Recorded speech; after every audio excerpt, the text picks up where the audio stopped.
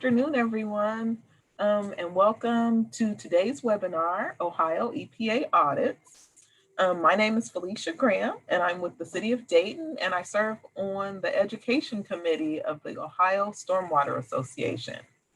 Today's webinar will be recorded, and a link to the recording will be forwarded to each attendee.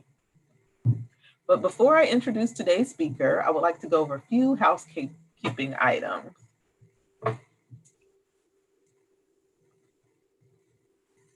If it will allow.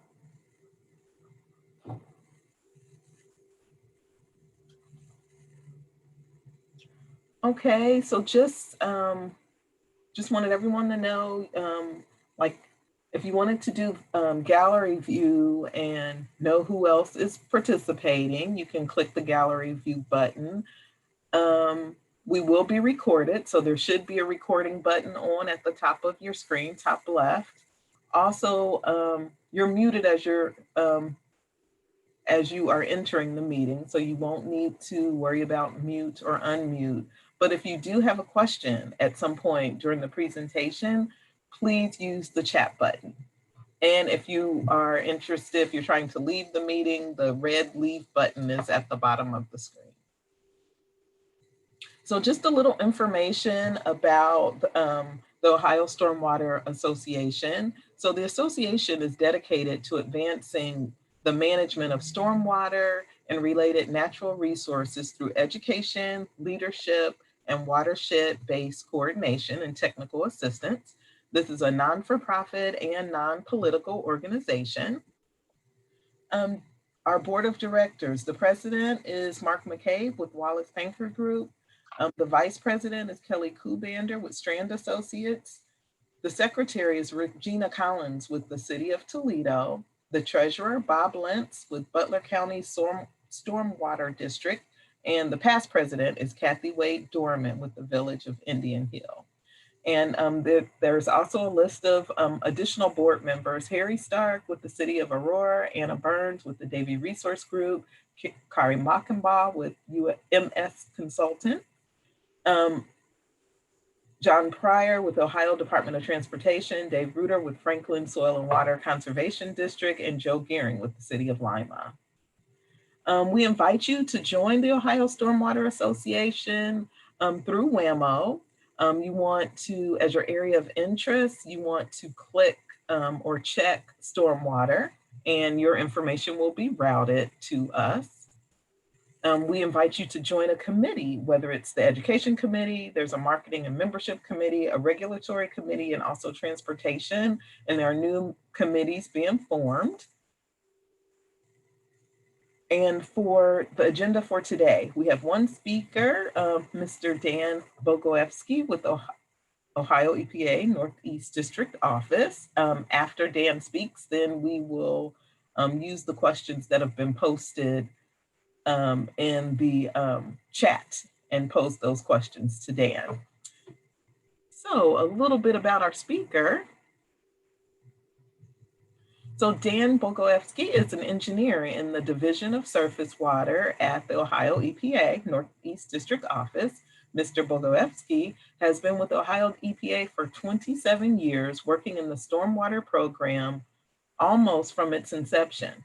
As a certified erosion, sediment, and stormwater inspector and certified professional in municipal stormwater management, Dan is responsible for ensuring compliance with NPDES stormwater regulations in a number of Northeast Ohio counties and has developed a number of policy and guidance documents for the Ohio EPA stormwater program over the years.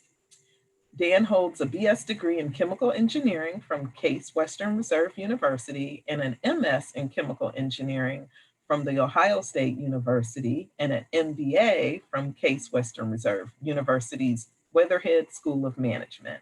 In 2008, Dan received the Wayne S. Nichols Award for the Water Management Association of Ohio for his demonstrated leadership in the NPDES Stormwater Permit Program. And in 2014, he received the L.T. Tom Hagerty Award for the Ohio Water Environment Association for his work on the Northeast Ohio Stormwater Training Council. So I will unshare my screen and allow Dan.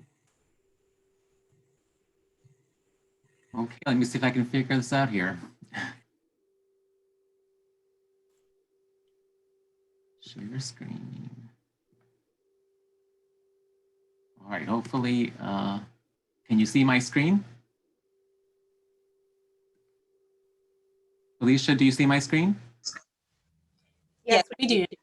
Okay, thank you. Thank you so much. All right, well, I want to thank the Ohio Stormwater Association for having me today, and I hope that all of you are staying healthy and safe out there through these crazy times, but we'll get through them, and you know, we'll get through it together. So today's topic is really about how Ohio EPA audits MS4 programs and common findings that we've had over the years.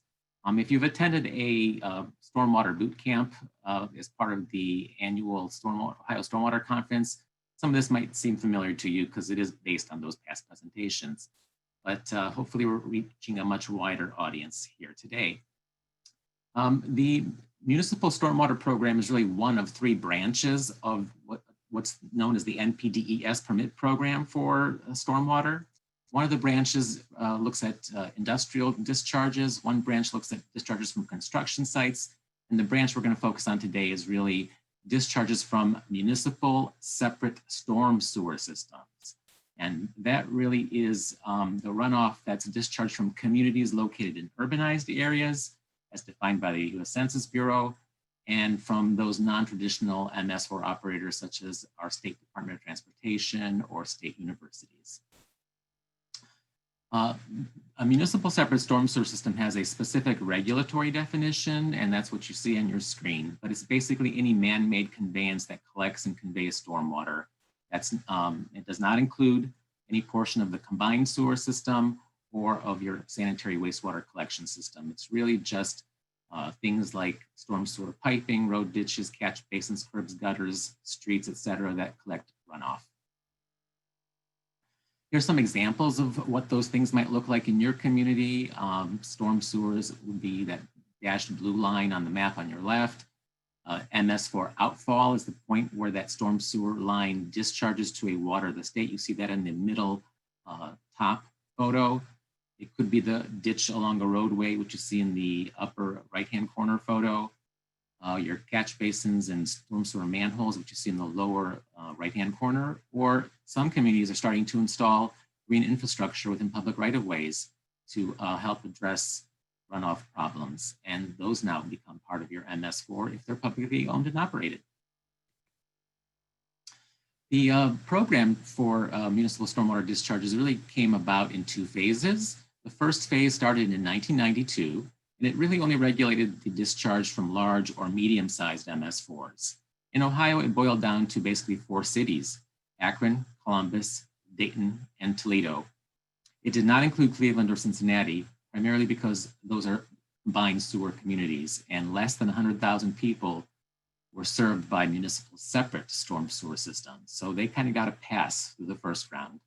But for these large and medium MS4s, we actually issue individual NPDES permits to those communities that makes them implement a stormwater management program like anybody else.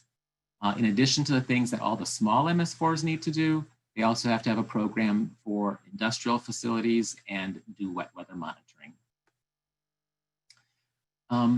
The program was greatly expanded in phase two. Beginning in 2003, basically any community located in an urbanized area of the state became regulated. And so this included MS4s of all sizes. As long as they were part of a metro area, essentially, where that was regulated. These communities are regulated under a general permit, which means Ohio EPA just issues one single permit and its conditions apply to really all those MS4s.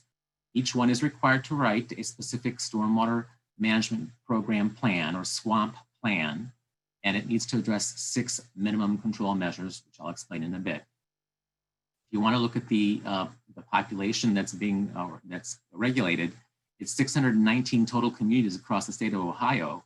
Some of those communities are working together and got a common permit. Those, because of that, we really only have 296 issued permits across the state of Ohio for the small MS4s, but it does encompass a total of 619 communities. If you want to see where they're located across the state, this pie chart gives you a good idea. As Felicia said, I work out of our Northeast District office. That includes the Cleveland, Akron, Canton, Youngstown metro areas. So it should be no surprise that we're the big purple slice of that pie, and that 43% of all MS4 permits in Ohio are for communities located in Northeast Ohio. And Southwest Ohio, of course, would be in second place. That would cover Dayton, Springfield, and Cincinnati. On a map, bigger map, you can kind of see the blue blobs and the green blobs. Just know that any community in the blue blobs is pulled into the program and is regulated. And the communities in the green blobs had to be evaluated by Ohio EPA. So if we decided that you needed to have a permit and develop and implement a swamp plan, we've already notified you of that, and you should be good to go. Every time a census does occur, which is once every 10 years, and I believe we just finished one in October of this year, for 2020, the regulated area can expand. And that's mainly from urban sprawl or maybe from new development within a community. But each time the census is done, there's potential for more and more communities to be pulled into the program. And looking at the 2010 census, we actually had 80 new potentially regulated MS4s in Ohio. Where it will be with the 2020 census, we still don't know. Those results typically don't come out for like 2 years after the census is completed, so we shall see. But one important point is that the definition of urbanized area sometimes does change from census to census, and there have been some situations where a community was once urbanized and now it's off the list. The way the federal regulations are written, though, it does not matter. Once you're regulated, you're always regulated. So once you're pulled in, you're always going to be in. Okay, I've mentioned a few times now those 6 minimum control measures. Those who work in this program know them pretty well, so I'm not going to really go into too much detail here. But do note that they are numbered from 1 to 6, and this order is, and this number is associated with that particular control measure, is just how it is. So if you work in this field, if you say MCM3, everyone just kind of knows that means the Illicit Discharge Detection and Elimination Program. Or if you say MCM6, that's the Pollution Prevention and Good Housekeeping Program for municipal operations. When Ohio EPA conducts an audit, there really are different types of audits. The term audit's kind of used in general to mean really any compliance evaluation of your municipal stormwater program. But we kind of classify them into one of 3 types. The first type is a desktop audit, and it's what it sounds like. We basically will just do paperwork review without actually coming out to your community to actually see things. So it could be things like reviewing your annual report that's required to be submitted each year. It could be looking at your ordinances or other documentation associated with program implementation, and so forth. Once that's reviewed, we'll make a determination whether or not you're meeting the performance standards that are required by the permit. And when we do these types of audits, we may call you or email you to get additional information, but it doesn't usually require a whole lot of face-to-face time with you. For the other 2 types of audits, it's a little bit different. For Ms4 inspections, we basically focus on 1 or 2 of the minimum control measures, and they're typically grouped. 1 and 2 goes together, 3 is separate, 4 and 5 go together, and 6 is separate. That's because that makes sense to do it that way. But traditionally, we come out to your community and we do go through an interview questionnaire with you. And then we go out and look at some of those sites that may be pertinent to that particular minimum control measure. Now with the COVID, we are starting to do things virtually, and we actually have done a few virtual MS4 audits. And so those have been conducted really through the computer using tools like Microsoft Teams, essentially, to go through the interview questionnaire and then conduct a virtual site inspection, which would basically require someone from the community to be at the facility with like a cell phone or tablet or something that they could use to connect to Microsoft Teams and then use the camera to kind of show us around the facility. These audits typically can be conducted and completed in 1 day. Of course, it takes time to write up the report afterwards, typically at least a month, but there's a lot to review and digest afterwards. But It doesn't take up a whole lot of your time necessarily. The third type of audit really is the more complete picture, which is really the MS4 audit, which would be looking at all 6 of your minimum control measures at one time. Given the fact that that's actually a big undertaking, we tend to do really MS4 inspections more than MS4 audits. It's just easier for you to digest and for us to handle piece by piece as opposed to looking at the whole thing. But there are certain communities where maybe they're smaller and there's not necessarily a whole lot going on, that maybe it can be done. And so, that's really, it gets done, but it's not done as often. It's the same thing as with MS4 inspection. We do the interview questionnaire, probably go, not necessarily always go into as much depth as within MS4 inspection because it's just focused on one particular measure at a time. But we still will cover basically all those minimum control measures. And then we'll go out and do various types of site inspections. These types of audits really take a lot of your time. And that's another reason maybe to not do them as often if it's not really necessary. So if we were to do a complete audit on a typical MS4, it could take up to 3 days of time with you to go through all the interview questionnaires and do the site inspections. As far as how many audits does Ohio EPA do? Well, goals are set for us by the US EPA. And for large and medium MS4s, which would just be those 4 cities I mentioned, Akron, Toledo, Dayton, and Columbus, they are required to be done at least once per NPDES permit term. Well, so far in Ohio, the US EPA has been doing those audits. And so Ohio may deal with you on the interim, or if a complaint comes up or something like that happens. But for the most part, so far, US EPA has done those. I'm sure it will shift to Ohio EPA with time.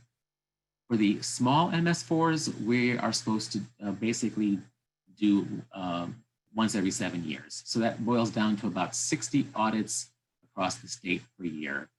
And don't take that to mean that if we came around this year, you won't see us again for 7 years. There is some flexibility on what communities are audited and when and for what. But if we get complaints about your community multiple times, you're probably going to see us more often than once every 7 years. In general, prior to COVID, we were supposed to limit our desktop audits to about 25% of that total. But clearly with this situation that we're in right now, we may be doing more of those than just 25%. If you have a group permit where you and other communities are under a single permit coverage, or operating under a single swamp, be aware that the auditing process there might be a little bit different. It depends on how your group is structured and situated. But if it includes a mix of municipalities, townships, and the county, we're likely to audit the municipalities separately and the counties and township together. And that's because the operating rules and regulations are kind of set that way. A county regulation applies to the townships, but each municipality in Ohio can establish its own. And so they may be different. And so, that's why they're audited separately. All right, so when we've done audits, what have we found and what have we learned? And where are we going from here? That's really the focus of the rest of today's presentation. One of the things we do look at in addition to how you're meeting performance standards for the 6 minimum control measures, we also look to see how your program is administered, because we're finding that there's some issues with that.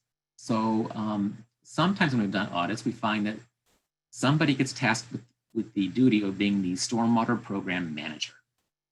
And sometimes it's somebody like the service director or the city engineer. And they don't really have authority over other department heads that have to kind of, implement programs as well to really have for your community to be in compliance. So, we're finding that that's a problem. Whoever is in charge of the program really kind of has to have the authority to really make sure that it's being implemented across the entire spectrum of the community, or it's within co-permittee situations. We also find that sometimes communities rely on third-party service providers. And of course, we encourage that for things like illicit discharge or for the construction site program. However, we have found in doing audits that when a community relies on a third-party service provider, they often don't take ownership of their program. They don't really realize that the Soil and Water Conservation District, for example, could do your site inspections and could review the stormwater pollution prevention plans in your community. But when it comes to enforcement, they may not have the authority unless it's written into the rules and regulations. So don't assume that your service provider is really taking care of everything, because they may not have the authority to take care of everything, and you have to work together with them, essentially. And then another thing that we've run across is a lack of funding. That's just how it goes in some cases. A lot of people don't really set aside specific money to run the stormwater program, and so they're robbing Peter to pay Paul to get stuff done. So we know that's an issue. All right, so what have we learned about all this? Well, from doing these audits, we find that communities that do actually have a dedicated position for Ms4 program manager, and that community is organized in a way where that manager has a level of authority to make things happen, that those programs really are further along in their development and implementation. We also find that the more detail that you write into your SWAMP, the better that program really gets run over the course of time, because personnel will change. Someone new will come along and they don't really know how things are supposed to work. If you provide all that detail in your SWAMP, then that's like the cookbook that they can basically pick up and make the recipe. We also advise that if you are going to work with third-party service providers, that you meet with them and you discuss problem sites or issues on a regular basis. This will really help form that team effort that you need to get those things done properly. So, like, for example, with the health department, they may identify an illicit discharge at one of your Ms4 outfalls, and they may source track it back to a certain source, but they may need your assistance as an Ms4 to actually eliminate that source. And if that's the case, then you should really kind of be in touch together and figure out where you're at and where you need to go to fix it and eliminate it. We also find that in communities that have implemented stormwater utilities, there is actually funding. And once you have funding, it's a game changer. So across Ohio, it's actually very common at this point. I believe we are up over 100 different Ms4s across the state actually do have a stormwater utility. So if your community does not have one, we would recommend you look into it and see if that's something that's feasible for you. And despite having those stormwater utilities in place, if you can get a grant to help fund certain projects, that's great. But don't rely on that, because those opportunities aren't guaranteed. All right, let's talk more then about each minimum control measure and what we find. So let's first talk about minimum control measures 1 and 2, or public education and public involvement, sometimes abbreviated as PIPE, the PIPE program. So this is all about really making sure that you're educating your citizenry about sources of stormwater pollution and what they can do to minimize those impacts. And so these are some examples of things that have been done across the state by various Ms4s. Over on the left-hand side, you can see a poster that the city of Cleveland put up at various bus stops in portions of the city where there were municipal separate storm sewers to help raise awareness of illegal dumping down storm sewers and to tell people where to report it if they see it. Or at the bottom there, you see a painting of a mermaid above a catch basin. That's from the city of Dayton. And they sponsored a catch basin art, or a storm drain art project to get people involved in the implementation of their program. So as far as what's required currently in the permit is that for the public education portion, we require Ms4s to provide educational opportunities and at least 5 messages over the 5-year permit term. When they deliver a message, we want to make sure that they are using more than one mechanism to deliver that message. And over the course of those 5 years, show us that they have reached 50% of the population within their regulated area. For public involvement, we look that they provide at least 5 activities or 5 opportunities for people to participate in their program. So what are some of the common problems we've seen with the education program? Overall, I have to say that really MS4s are doing a pretty good job with this in Ohio. But some of the things that we have run across is a lot of times these educational things seem to be like more opportunistic than actually strategy. You know, over the course of time, really what we want to see you do is have a guiding document that kind of lays out what your education plan is over this NPDES permit term and how you expect to be able to get there. So, you know, look for how you can target your education at problems in your community and how you can reach key audiences in your community when you develop that education plan. And ideally, in some communities, you actually know what your problems are because there's a report called the Total Maximum Daily Load Report or TMDL report that indicates what pollutants are impairing your waters. And so those would be the things that you should focus on in your education program. We also find sometimes that the theme development is poor, or there's really no cohesive message. Or sometimes we ask ourselves, well, is that really stormwater education? On the screen, you see two examples. On the top, you see a poster that was put together about rain barrels to encourage folks to install rain barrels. And it's probably hard to read on your screen, but it talks about how they help improve stormwater quality or that they help prevent soil erosion. Those are all really good things, and that would definitely be considered stormwater education. But what about the poster on the bottom? Hang on to your balloons. I don't get it. I don't even see a raindrop. I see sunshine and clouds, so I'm not really sure what that was all about. You know, so is it really stormwater education? Ask yourself. And another thing that we found is that there is an over-reliance on printed materials or using just a single method to distribute the message. Really, we want you to shake it up. And I'll show you an example as to why. Now, for those of you who've heard me speak before, you know I often like to use my vacation photos. See, a good stormwater inspector is never really off duty, huh? Anyways, I was lucky enough to be in the south of France a few years ago and just walking along the sidewalk, and I noticed by the storm drain, there was a sticker. And if you can see that on your screen, it says, Ici commence la mer, ne rien jeter. And for those of you who don't speak French, I'll translate it for you. It basically says, no dumping, drains to the river. And when you do storm drain stenciling like this, that is great. We want you to do it. But does it remain effective with time? Because no sooner did I walk past that catch basin and go across the street when I saw this happening.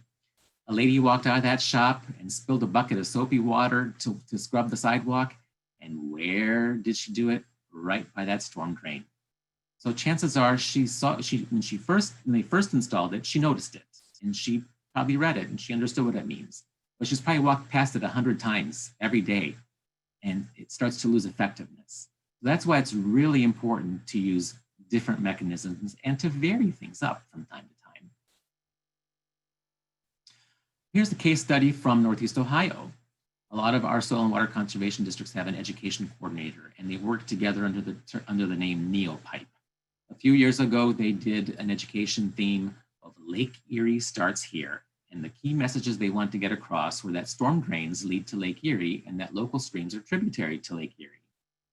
So they came up with different posters and different ways to get that message across. So they use a variety of delivery mechanisms. And some of those are pictured in the slide that you see right here. They came up with really cool graphics that they could put on posters or in brochures, or they got the great idea of using the Bureau of Motor Vehicles. If you've been to those, you know that most of them have TVs that run public service announcements. So they just added a Lake Erie here poster to one of those announcements that scrolls across the TV screen.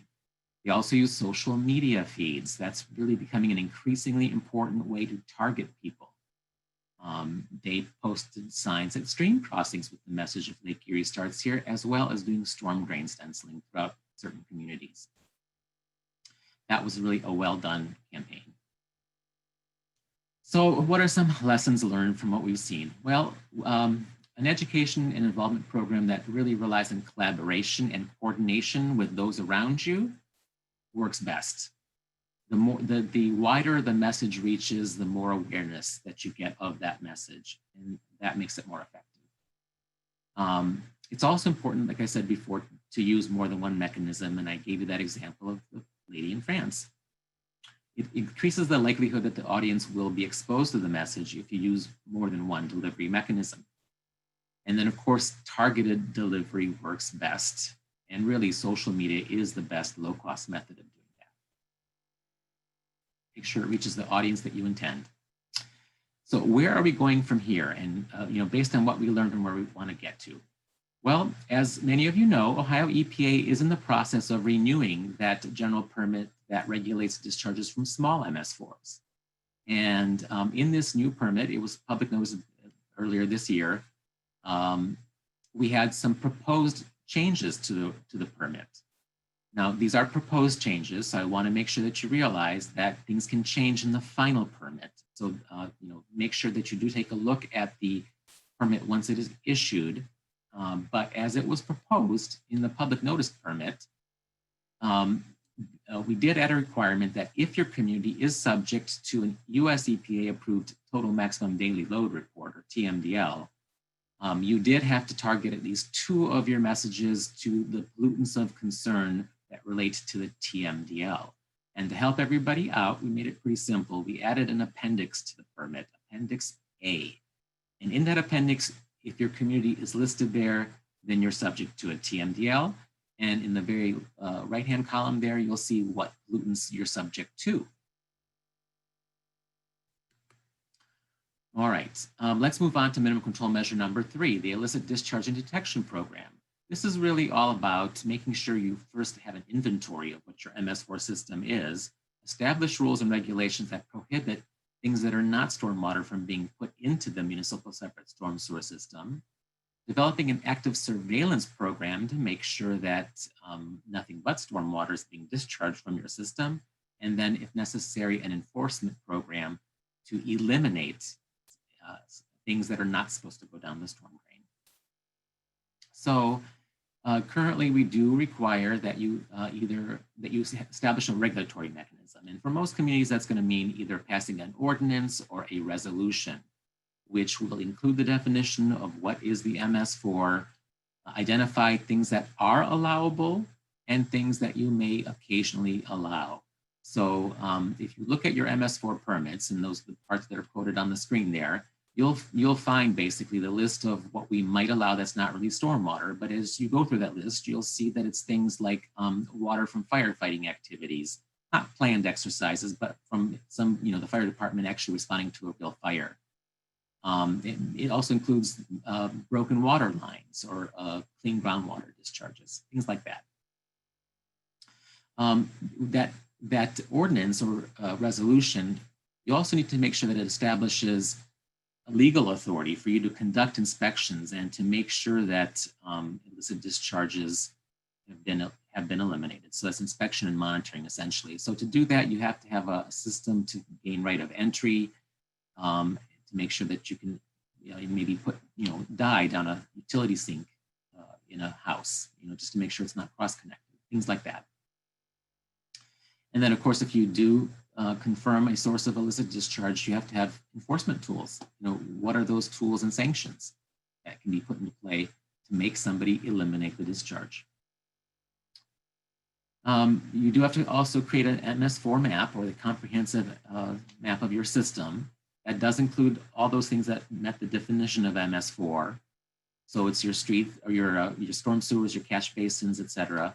But it also has to include any home sewage treatment systems that are connected to the MS4 or HSTSs, and any privately owned post-construction best management practices that are required to be installed under minimum control measure number 5, which we'll talk about in a bit.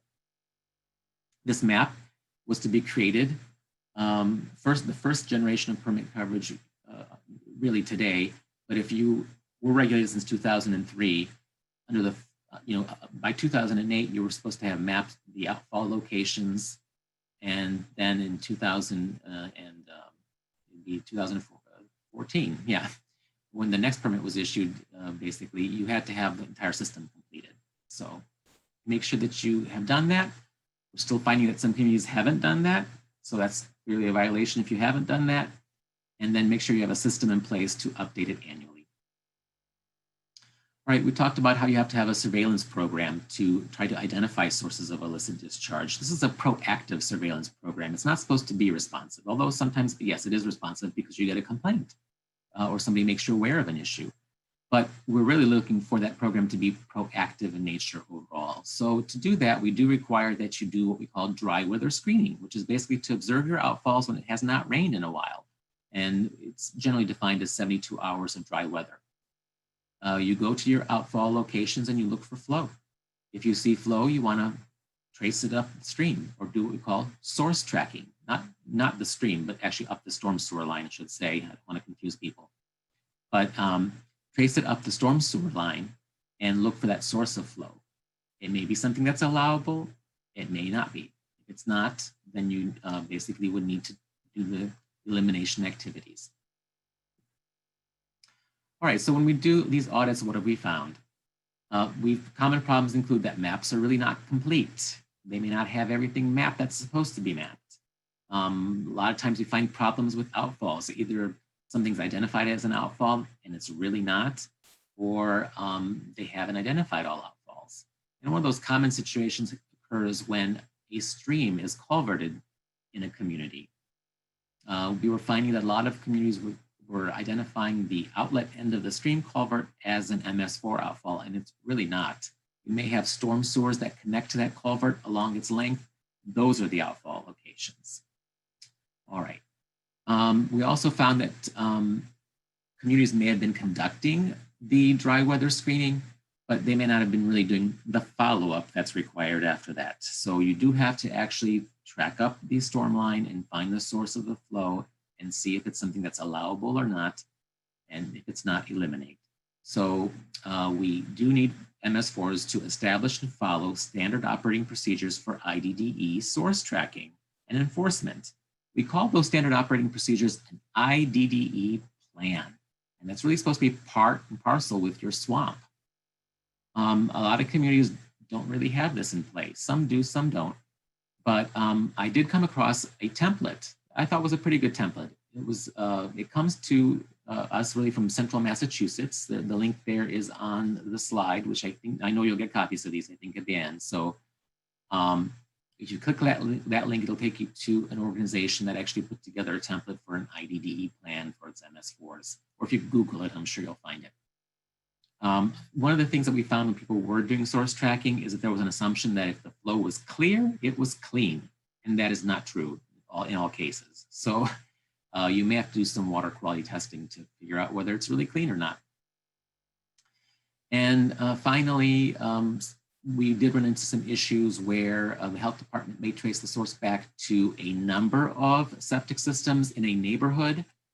And there hasn't been good coordination or cooperation from the MS4 to really come up with that plan or that schedule to eliminate those sources. So, if you've got a high density of failing septic systems, it's probably better to sewer the neighborhood rather than to just replace individual systems. So I just want to point everybody to a procedure for declaring a public nuisance that's found in Ohio Revised Code 6117.51. And if it makes sense to do that, then that's really what your permit says you're supposed to do to address that situation where you've got a number of failing systems in the neighborhood.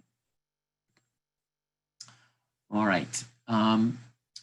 Sometimes, of course, the illicit discharge is not caused by a septic system, but it's really caused by a cross-connected sanitary lateral or sanitary sewer or a separate sanitary sewer overflow or due to inflow and infiltration, from broken sewer pipes or leaky joints and stuff and whatnot. So in order to address those types of sources of illicit discharge, you really have to also work with your sanitary sewer authority or your service department. So make sure they're part of your team there for eliminating illicit discharge. We have found that in some communities, the storm sewer and the sanitary sewer, they're separate, but they're built within a common trench. Sometimes people call these over-under sewers.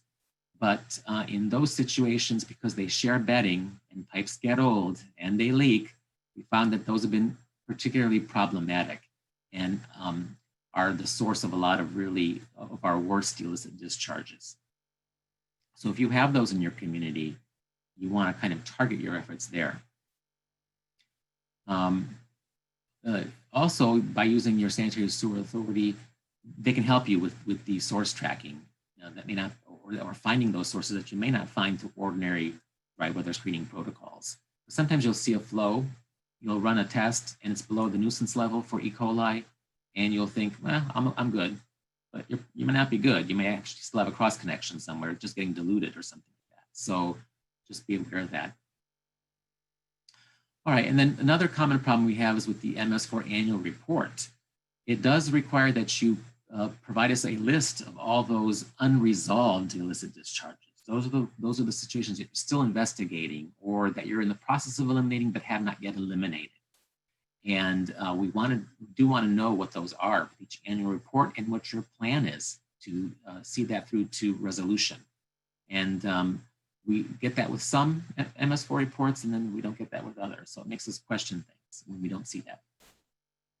All right, I want to go through a case study real quick with illicit discharge. This kind of gives you an example of really what you should be doing when you discover a problem. So in this case, the MS4 did some outfall screening, and they found that at the Ms4 Outfall that you see pictured on the left, they had E. coli at 62,000 and a flow rate of over 16,000 gallons per day. So this community happened to fall within the service area for the Northeast Ohio Regional Sewer District, which has an IDDE plan. And in that IDDE plan, they actually have a way to prioritize and score the severity of each illicit discharge based on flow rate and the E. coli concentration. So when this particular illicit discharge was scored, it ended up scoring a 36, which puts it in the last column at the bottom under the black bars there. And as a result, it was considered a high priority discharge. And so with high priority discharges, we really want to make sure that's being taken care of upon discovery. So the first step was to basically map out the storm sewer shed. So that kind of identifies the investigation area. So you see the outfall on your screen, and then the blue outlined area is really the sewer shed. So they knew where they had to begin.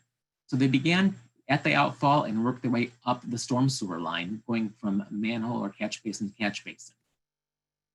And what they found at a certain section was that at one catch basin, the E. coli count was 33,000, but at the next manhole up, the E. coli count was only 13.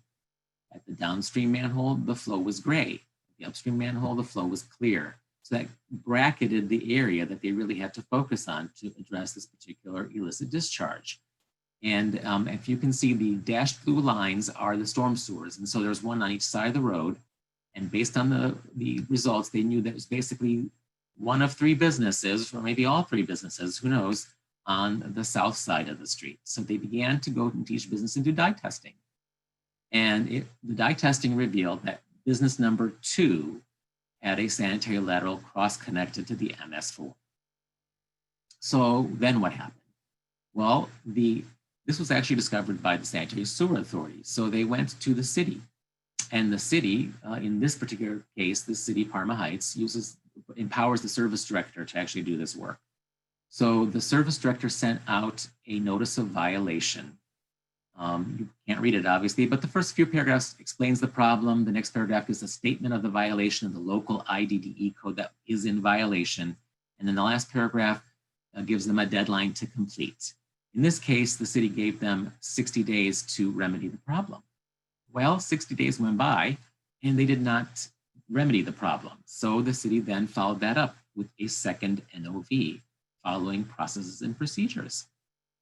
And in that second NOV, they basically told them, you have to take care of this immediately. And really, from that point forward, it got taken care of pretty quickly. Within 2 weeks, the contractor obtained some permits that were required to access the sewers from the county, and then fix the problem within 10 days. So it can move quickly if you really lay the law down, as they say. And then after the problem was fixed, there was follow-up dye testing at the business to make sure that the cross connection was eliminated, and in fact it was. And then when it was verified, the city sent out a final letter, basically to document the corrective action that was taken and to give them the all clear. So as you can see, if you are a regulated MS4, this is kind of the expectation that you are involved in the process and that you notify the property owners to take action to eliminate and see it through. All right, so what were some of the lessons learned in all that? Well, basically we realized, illicit discharge is a tough thing. And it really takes the whole team to really make it work. So make sure that you include all those different team members that can really help you in these situations. So that would include your service director or public works director, your local health department, the sanitary sewer authority, the city or county engineer, depending on your situation, or in townships, even your road superintendent. It really helps also to have a GIS-based MS4 mapping system, because not only can you then inventory your assets, meaning your storm sewers, catch basins, etc., but you can actually then track your investigation and findings and have that all documented very easily just by clicking on an outfall or clicking on different manholes to see what the results were. So that's really nice if you can get there. And then the other thing that we learned is really 60 days to fix a cross-connected sanitary sewer lateral. That's a little too long. I mean, you're basically spewing sewage right into the river. So we don't want that to go on forever and ever. We want that to be taken care of really right away. So those high priority discharges really need to be addressed upon discovery. So to address some of those things, we propose some changes to the MS4 permit. So for all MS4s, and again, these are proposed changes subject to change based on the final permit, but for all MS4s, we are proposing to require that you conduct a dry weather screening of all your outfalls at least once over the 5-year permit term. If you have over 1,000 outfalls, you can cap it at 1,000. So that another way to say that is basically do 20% of your outfalls per year. And a lot of MS4s do that at least. I know up in Northeast Ohio, within the Northeast Ohio Regional Sewer District Service Area, they actually do all outfalls every year. So when you have resources, it's very doable. We also are proposing that MS4s require proper storage and handling of salt at commercial, institutional, and non-regulated industrial facilities, essentially, non-NPS facilities. This would mean making sure that the salt is stored under cover, and if it's spilled, that it's swept up, essentially.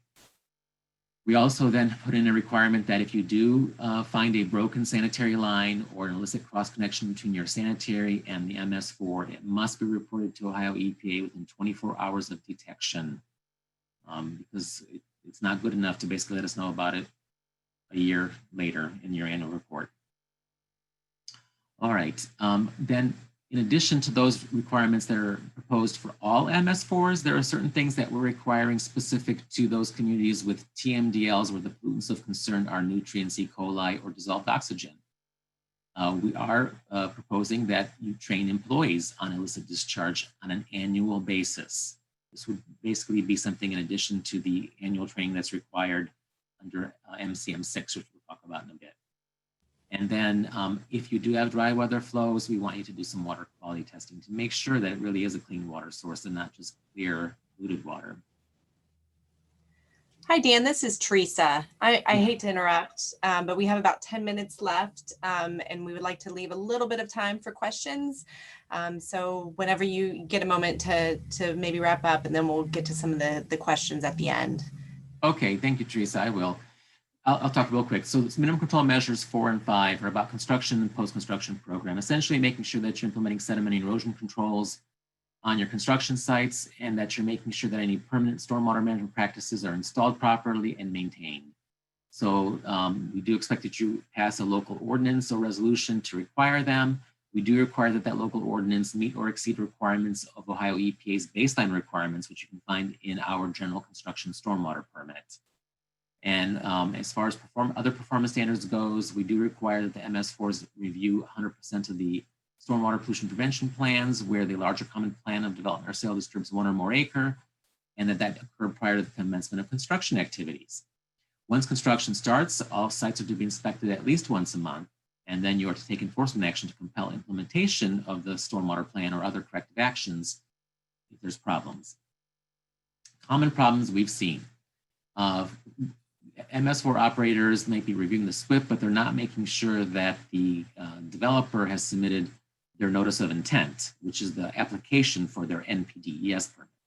So the developer is still required to do that. And sometimes because they come to you for the plan review, they forget to submit the NOI to Ohio EPA.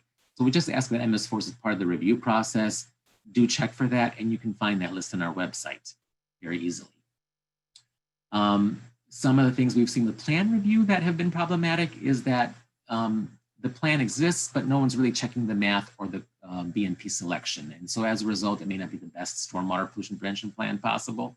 Not that we're expecting that all the time, but there are opportunities for improvement if we also look at, if we check stuff. And you definitely should be checking the math because there are specific requirements for sure with that.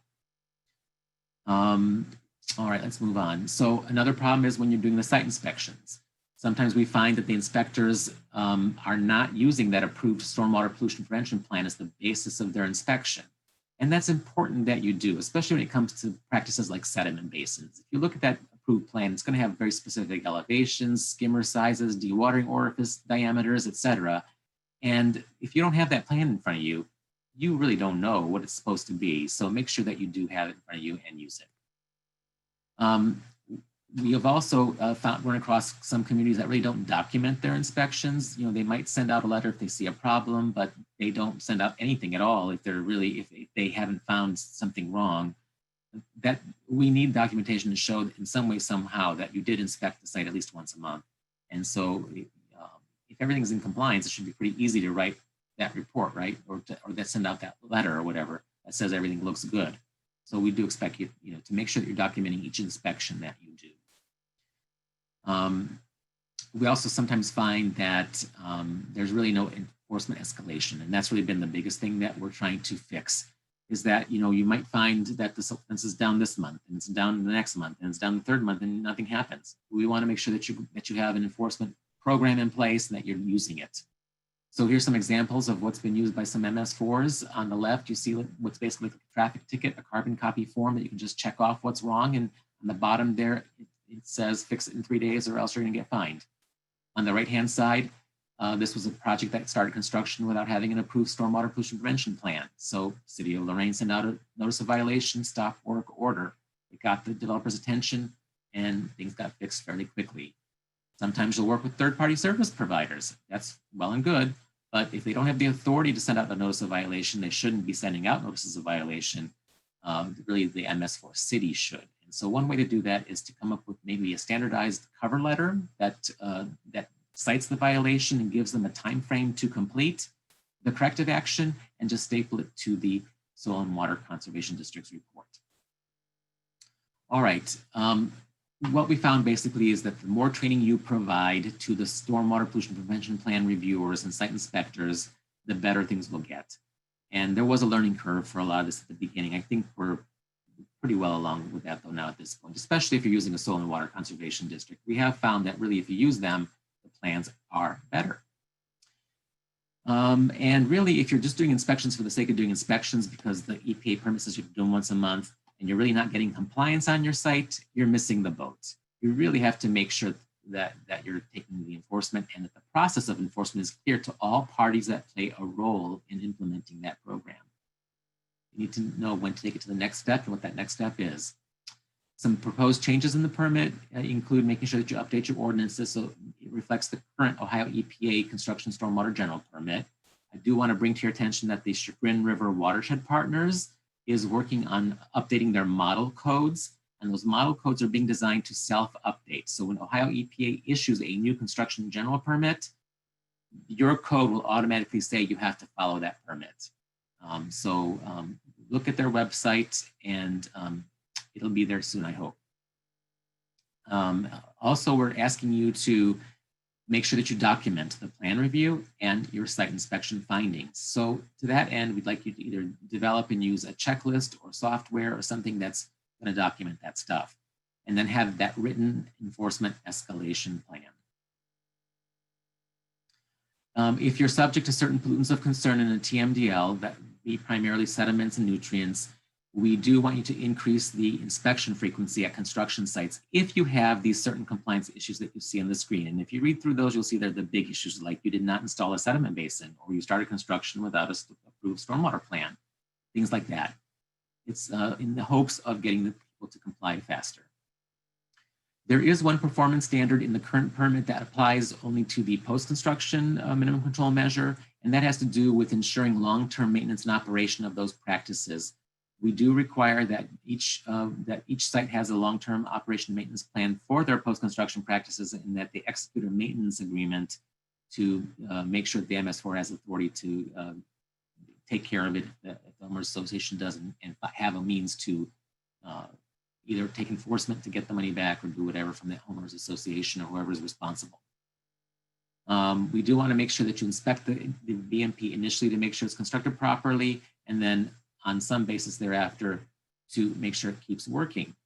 Because we basically have found that in some cases they really don't have, the MS4 doesn't have an effective long-term O&M program, or that they don't even really know where their post-construction BMPs are.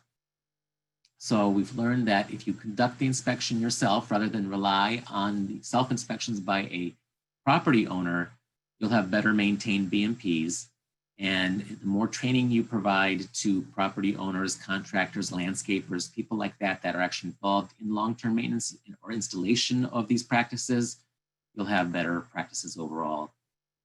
And to address this concern, we're proposing in the new permit that make sure that you include the post-construction BMP type on your comprehensive MS4 map. Don't just show its location, but say what it is. Is it a wet extended detention pond? Is it a bioretention area? Like that. And then over the course of your next NPDES permit term, we would like you to make sure that you, as the MS4 operator, do a physical inspection of that post-construction BMP at least once over the permit term. And some communities already do that, and they have agreements with soil and water conservation districts to do that. So it's not really unheard of. And then if you're subject to TMDLs, there are some additional requirements. We want you to do some public education to promote the use of green infrastructure, things like bioretention, permeable pavement, and the like, and to do one of the following things that you see on your screen. Either retrofit an existing flood control structure for water quality, do a stream restoration project, or rewrite your code to require the use of green infrastructure for new development and redevelopment wherever it is feasible. And finally, we'll talk about minimum control measure number 6, pollution prevention and good housekeeping. These are things that these are pollution sources that are on your own municipal facilities, like your service garage and such. So some facilities are required to develop a facility-specific stormwater pollution prevention plan. We do require that meet the requirements of our industrial stormwater permit. We do require that you train employees on that stormwater pollution prevention plan and other practices at least once per year. That you establish a program to maintain your MS4, including maintenance schedules. Properly dispose of any waste that are removed from the MS4, and then if you do a new flood control project, evaluate it to see if you can incorporate water quality features. Some common problems that we've run across are that maybe those SWIPs have been developed, but they've never been updated and site conditions change, so they're just gathering dust on a shelf, or no one's really making sure that they're being implemented. So what we do want to see you do, and to be in compliance with that industrial stormwater permit minimum technical requirement, you should be inspecting the site or the facility at least quarterly. So make sure that you're doing that and that you document those findings.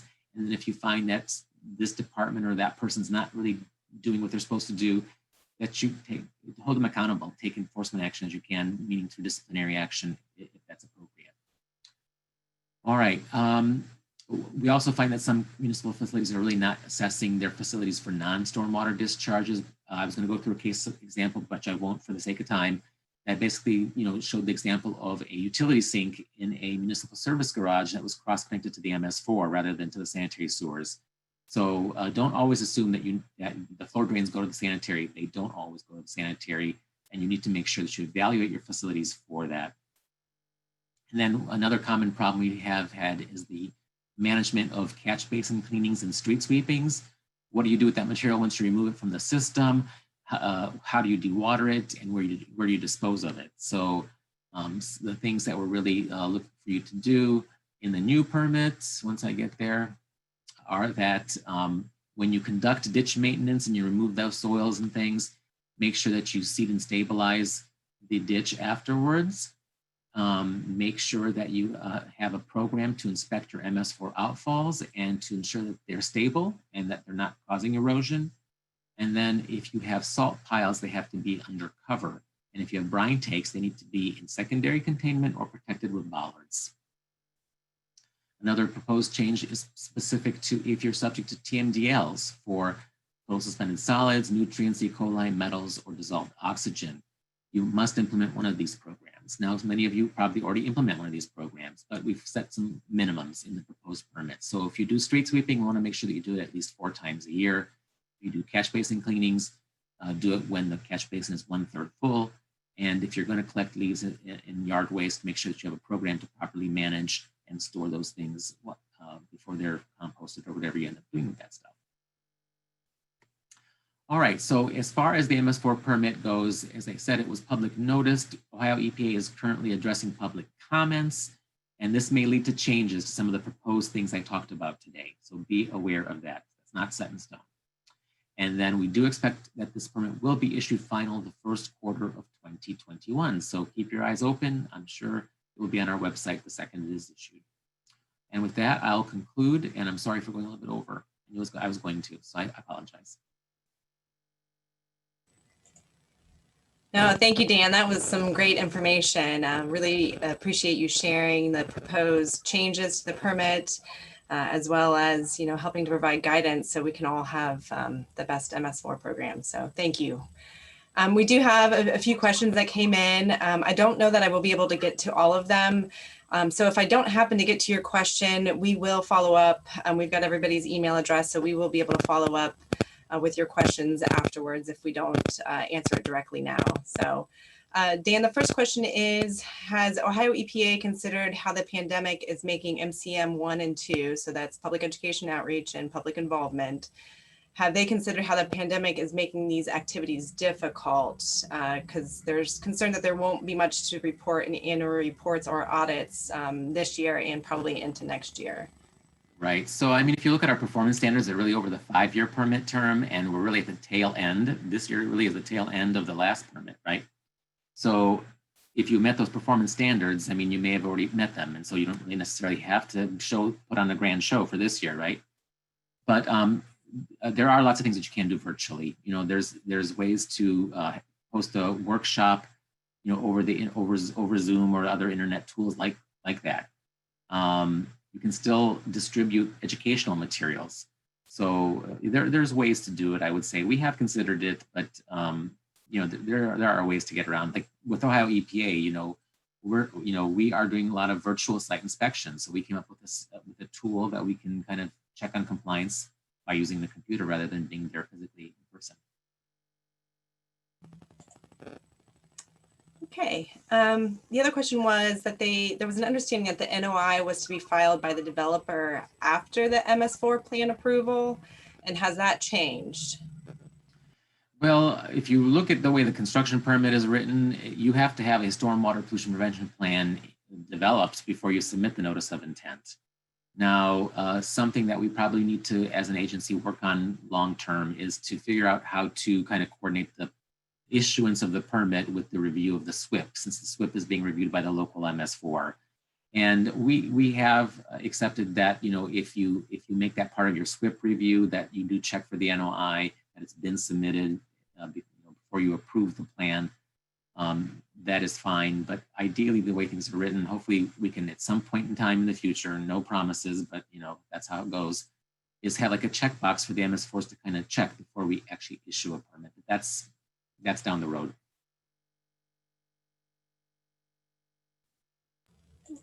And while we're still on construction, the other question regarding construction was, would we be able to provide the checklist and cover letters you showed in your presentation for construction?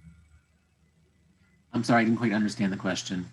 So in your presentation, you shared that there was a checklist and cover letters.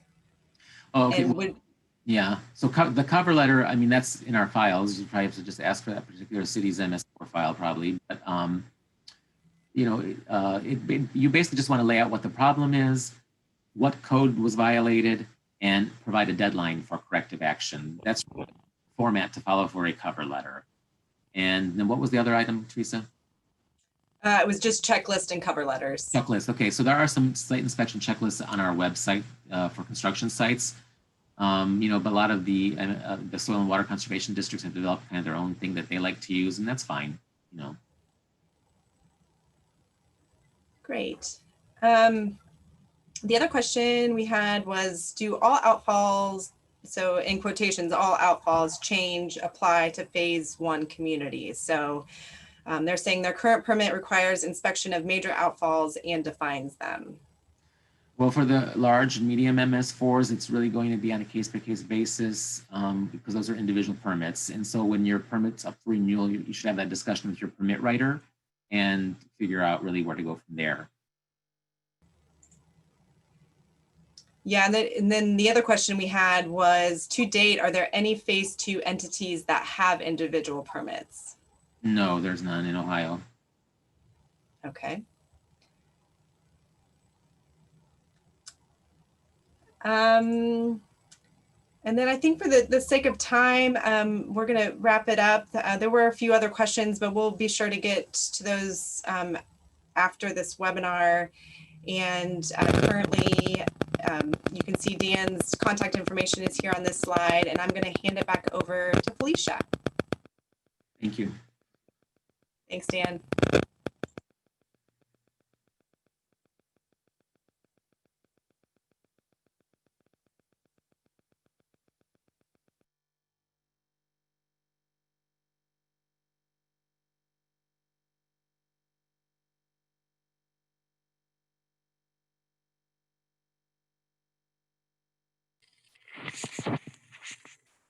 Okay. So we would like to thank Dan and Teresa for the presentation and also the hosting of the question and answer period. For some reason. We also would like to thank our sponsors for the Ohio Stormwater Association. We have a platinum sponsor, which is the Butler County Stormwater District. Also, we have gold level sponsors, the City of Dayton Department of Water, and also Wessler Engineering. We would like to thank our silver level sponsors, Stormwater Inspect, Franklin Soil and Water Conservation District, Palmer Engineering, Sustainable Streams LLC, Strand Associates, FTC&H, and Davy Resources Group. We do have the Ohio Stormwater Association has some sponsorship opportunities available, and we would love to have your support. These are the organization partnership levels, and if you are interested, feel free to contact either Kathy Wade Dorman, Kelly Koop-Bander, or Bob Lentz. Also, we invite you once again to become involved with Ohio Stormwater Association. We are always looking for volunteers and invite you to serve on our various committees. And just to also keep your eyes posted for upcoming OSWA events. So once again, I would like to thank our speaker, Dan Bogoevski with Ohio EPA Northeast District Office, and also our host for today with the Water Management Association of Ohio, Dana Oleskowitz with WAMO. Once the webinar concludes, we will forward an email that has a link to a survey, and we just welcome your input on our survey. And if there's any additional questions, feel free to send them our way. Thank you for attending and have a wonderful rest of your day. Bye-bye.